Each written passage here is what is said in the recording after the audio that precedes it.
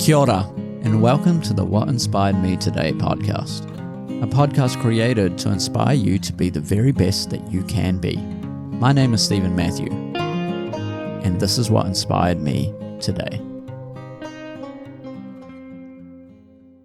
Kia ora, everyone. Welcome back to the podcast. It is an honor and a privilege to be speaking with you today. In this week's podcast, I wanted to reaffirm the importance of community.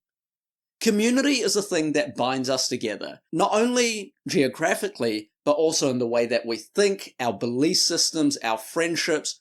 All of these things make us who we are in the community that we are part of. Our community ultimately shapes us to become who we are. You are going to be shaped by the people that you are around and the community that you are in. So, therefore, it stands to reason that we want to make sure that our community ties are strong. Who is in our social network? Who is surrounding us? Who are we influenced by? And what are the messages that we are putting into ourselves, giving to other people, and sharing with the younger generation? Therefore, community is vitally important. Now, the purpose of community is to be able to build bridges, is to be able to create lasting relationships, and to have a safe environment to raise our kids. Part of this is that community helps us to develop a support network around us. That is why community is vitally important. We especially see in current times that there is a large loneliness epidemic, particularly in Gen Z and younger generations, because we are not fostering the same level of community that we once had. We are going through life in a more individualistic way. We might not be interacting with our neighbors the same way. We might not have those social connections, which then affects our socialization ability to be able to interact. That's why we see viral clips of even grown adults not knowing how to interact with people around them because they are not connected. That is why community is really important. I love this Native American saying from the Sioux tribe, and they say this: with all things and in all things, we are related.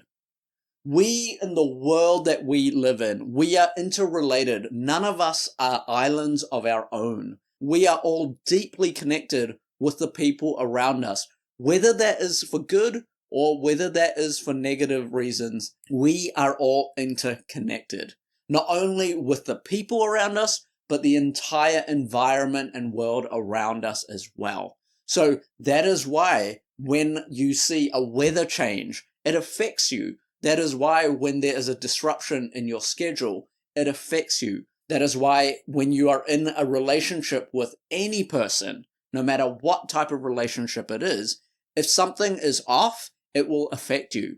We are all interrelated. Cicero, he says this. He says, we are born to unite with our fellow men and to join in community with the human race. We are not meant to be isolated creatures. In fact, because we are interrelated, we need relationships with the people around us. That is why when people are not connected or socialized, you see stunted growth in children when they're not socialized with children their own age. That is why it is important that they see and experience the world around them, and especially with other kids their age. That is why we need to be able to develop a sense of safe community around us. But in relation to that as well, community helps us to develop a support network. And when we talk about a support network, your friendship circles, your community, doesn't just have to be with people that look like you, think like you, feel like you, and have to be exactly like you. In fact, your support network and your community is going to be even stronger when you are with people that are not like you.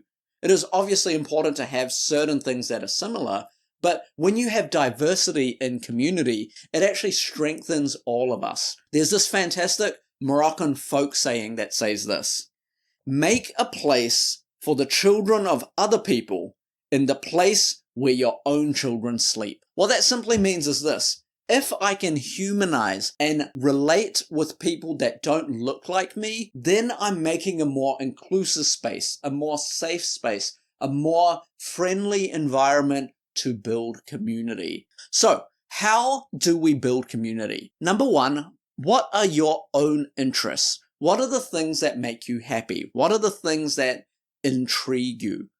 As you find things that you are into, you will be able to find other people that are into it as well. Now, that might revolve around things like sports or shared activities, group activities, whether that be outdoor activities or indoor activities like gaming. What are the things that you believe in?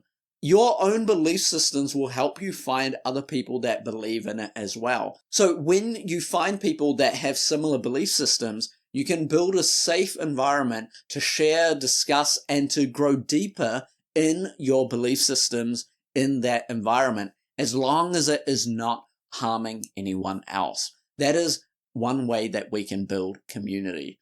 Another way that we can build community is through reaching out and sharing our time, our resources, and whatever we have to offer with the people around us.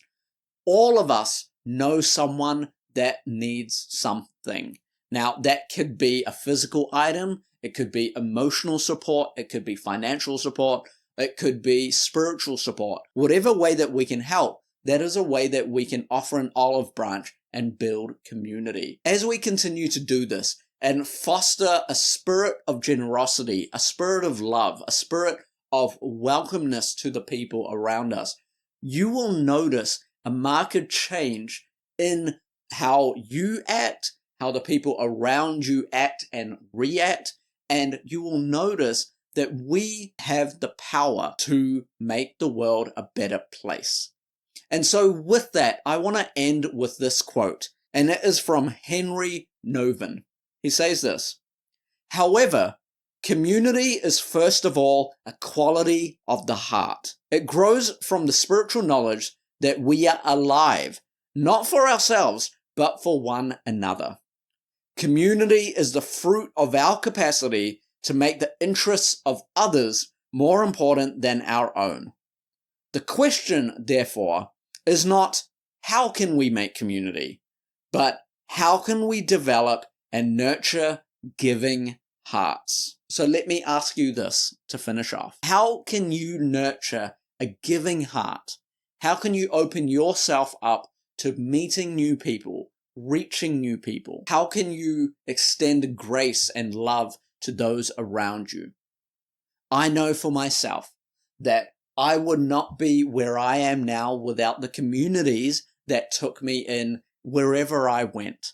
When I was in Wellington, it was a community that took me in. When I was in Dunedin, it was a community that took me in.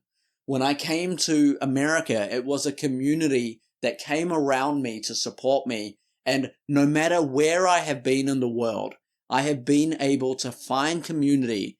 And in that community, I found love, I found support, I found a network of like-minded individuals that have helped me to grow and nurture myself and to be nurturing to others as well.